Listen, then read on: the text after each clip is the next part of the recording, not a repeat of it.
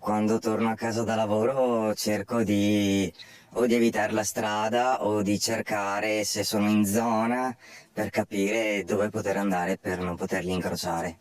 Sono passati alcuni giorni, ma lo shock è ancora vivo in questo ragazzo di Ponzano, vittima di un gruppo di ragazzini che da qualche settimana si diverte, si fa per dire, a lanciare bottiglie d'acqua contro le auto in corsa. Ma stavolta il gruppo, si tratterebbe di giovanissimi tra i 15 e i 20 anni, si è spinto ben oltre. È circa mezzanotte e mezza e il 32enne sta rientrando a casa dal lavoro quando, all'altezza della chiesa di Merlengo, si imbatte nella baby gang. È che mi vedo lanciata nel bel mezzo del buio una bottiglietta d'acqua sul cristallo, mi fermo per verificare cosa fosse successo, sono sceso, ho chiesto ma cosa cavolo state facendo?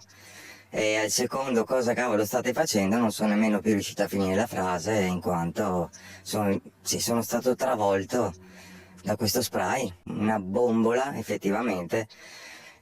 Lì nel mentre mi è sembrata addirittura grande quanto un mini estintore che mi ha travolto con questo spray del peperoncino, il quale poi mi ha causato forti bruciori. A seguire da casa quanto sta succedendo, la compagna dell'uomo con lui al telefono in quel momento. Ho chiesto a lui se avevano colpito con qualcosa, se avrebbero sparato, accoltellato, perché non ti viene mai in mente una roba del genere.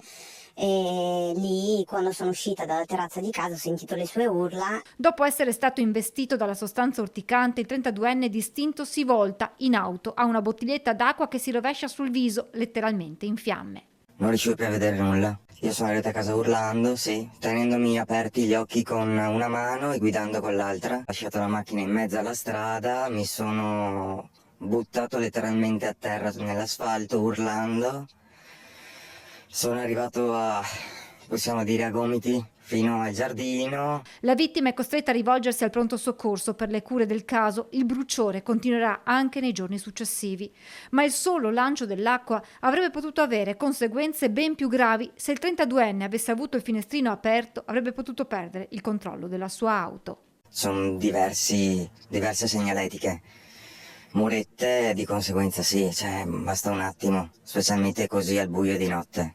Superato il dolore fisico, resta ora quello psicologico, più difficile da guarire. La paura di uscire di casa, la paura per i propri familiari. L'ha segnata questa vicenda? È un'ansia costante, veramente un'ansia costante.